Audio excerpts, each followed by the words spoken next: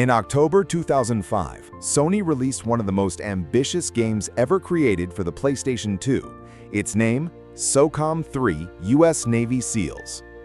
Developed by Zipper Interactive, the game promised an authentic military experience, right in the era of headsets and dial-up internet. But behind the guns, the maps, and the voice commands, there was a project far more strategic than it seemed. The SOCOM franchise began in 2002 when Sony decided to go all in on a genre that, until then, was dominated by PC, the tactical shooter. The partnership with Zipper paid off with the first 2 games, but the third installment would be the boldest of all. The year after its release, in January 2006, Sony officially announced it had acquired Zipper Interactive. According to the company's own statement, the goal was to consolidate a studio focused on delivering high-level competitive online experiences, and SOCOM was the centerpiece of that bet. But what made SOCOM 3 stand out so much? The answer lies in the complete package. More than just a shooter, SOCOM 3 offered military realism, voice command support with a microphone, and online matches with up to 32 players, something rare on the PS2. And more than that, the entire game environment was built with direct consulting from the United States Navy through the Naval Special Warfare Command. That means every mission, every uniform, and every weapon was tactically validated by real Navy SEALs. The project was led by Hardy F. LaBelle Sr., with game design by Travis Steiner and a soundtrack composed by James Dooley. LaBelle, by the way, had already worked on Halo Combat Evolved and was known for his tactical vision and attention to detail. SOCOM 3's main campaign took players through missions set in fictional regions inspired by Poland, Southeast Asia, and North Africa. Each map brought unique objectives, advanced AI for the time, and the freedom to use vehicles, water patrols, or stealth infiltration. All of that in maps up to 6 times larger than those in previous games in the franchise. But behind all the technical ambition, there was urgency. The PlayStation 2 was nearing the end of its cycle, and Sony needed to prove it was still possible to deliver robust online experiences, even with limited hardware and a user base that didn't always have reliable internet. And the answer would come from the players themselves, from the community that made SOCOM one of the most played online titles in PS2 history. While also having to deal with sabotage, unstable servers, and internal decisions that would change the course of the franchise.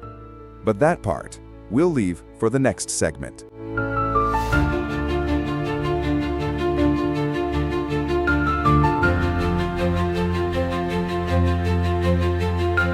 SOCOM 3 wasn't just a third-person shooter. It was actually a tactical simulator disguised as action, designed to work both in single-player missions and competitive online matches.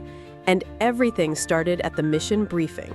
Before each operation, players had access to strategic maps, aerial reconnaissance, and a customizable arsenal.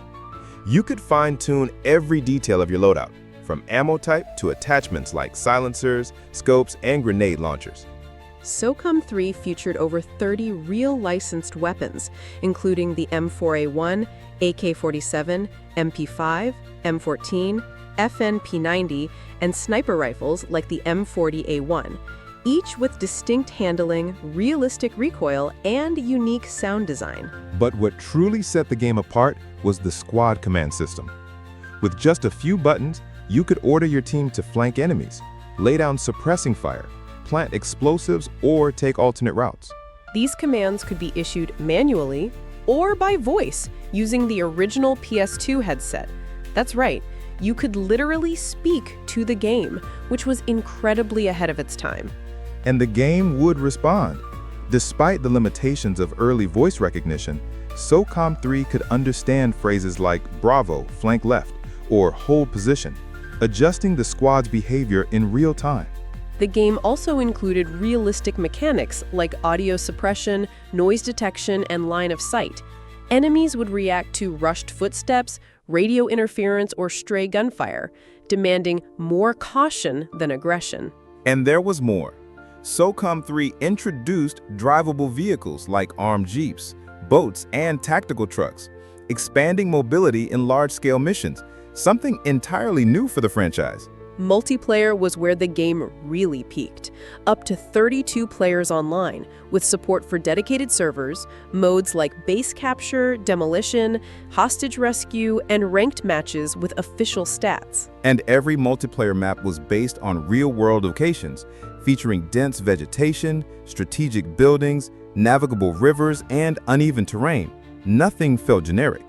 But what really stood out was the tension. A single misstep, a missed shot, a rushed move, and your entire mission could fall apart. SOCOM 3 demanded discipline. It wasn't about just aiming and shooting. You had to plan, adapt, and most importantly, trust your team. But not everything was perfect. Behind the scenes, there was an invisible war players never saw. Internal disputes, technical sabotage, and sudden shifts imposed by Sony's upper management. And that's exactly where the most delicate part of this story begins.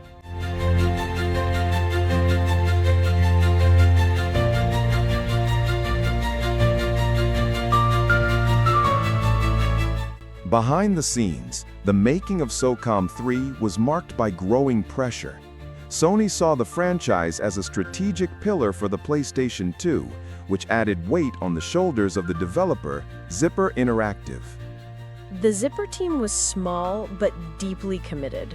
Many of the original developers came from military backgrounds or had family members in the armed forces, which helps explain the game's tactical accuracy and the respectful treatment of the Special Forces theme. The collaboration with the U.S. Navy SEALs was real. Many game elements, like radio vocabulary, weapon designs, and mission structure, were directly reviewed and approved by military consultants. But with the franchise's growing success came internal conflicts. Sony began pushing for a shift in focus. Less realism, more mass-market appeal. That led to silent friction between Zipper's original vision and the publisher's commercial interests.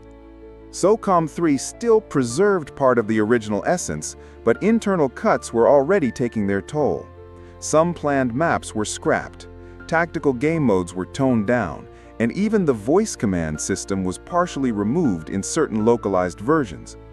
Meanwhile, the player community started to split. Some defended the tactical realism as the series' core identity. Others preferred a faster-paced game, more in line with Call of Duty. Things reached a breaking point with the arrival of the PlayStation 3.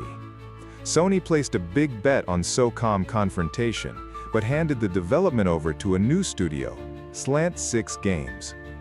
The result was a disaster. Confrontation launched riddled with bugs, unstable servers, and generic gameplay, completely devoid of soul. A once passionate community felt betrayed. Zipper still tried to bounce back with SOCOM 4, released in 2011, but the project had already lost its identity. The campaign felt more like a generic shooter, and the online mode was crippled by poor technical decisions like insecure servers and the absence of key classic features. The final blow came shortly after. In 2012, Sony officially shut down Zipper Interactive. The entire team was laid off, and the SOCOM franchise was quietly shelved. No ceremony, no farewell, no public explanation. A series that once led tactical multiplayer gaming on consoles simply vanished. But the question remains, why was such a relevant and promising franchise with a fiercely loyal fan base abandoned? Why did Sony, even after witnessing the success of competitors like Rainbow Six and Ghost Recon, never touch the SOCOM brand again? In the next segment, we'll dive into the darker answers, behind-the-scenes conflicts, corporate priorities, and the decisions that sealed the saga's fate. You'll find out why SOCOM was forgotten, and why that forgetting might have been intentional. See you in the next segment.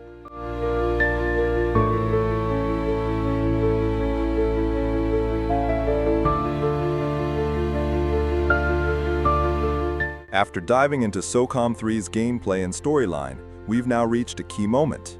How well did the game actually perform, and what kind of legacy did it leave on the franchise, and the industry.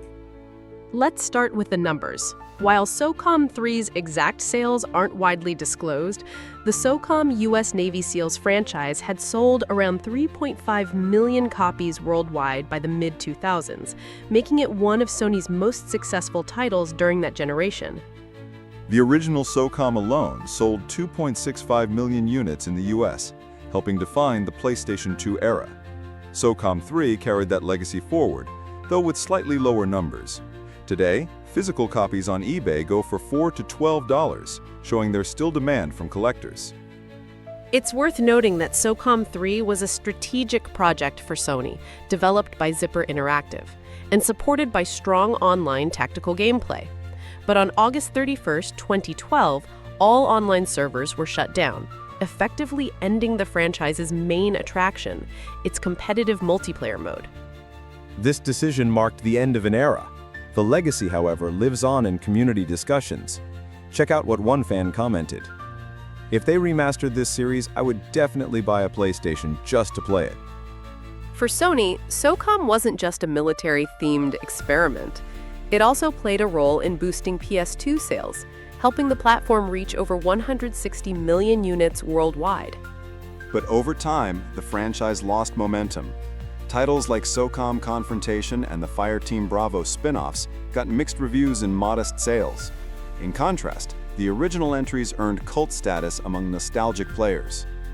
Today, SOCOM 3 is remembered as a true blend of tactics and online multiplayer on the PS2.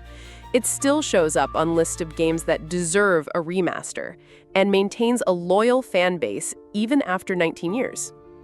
It may not have sparked a long-lasting franchise, but SOCOM proved there's an audience for tactical shooters, even without cinematic FPS tropes. The big question now is, will Sony ever revive the brand? That wraps it up. SOCOM 3 stands as a symbol of a very specific era, competitive, tactical, and unforgettable for a generation of players. If you enjoyed this breakdown, hit that like button, drop your memories in the comments, and share it with others. See you on the next investigation at MUNDO-XP.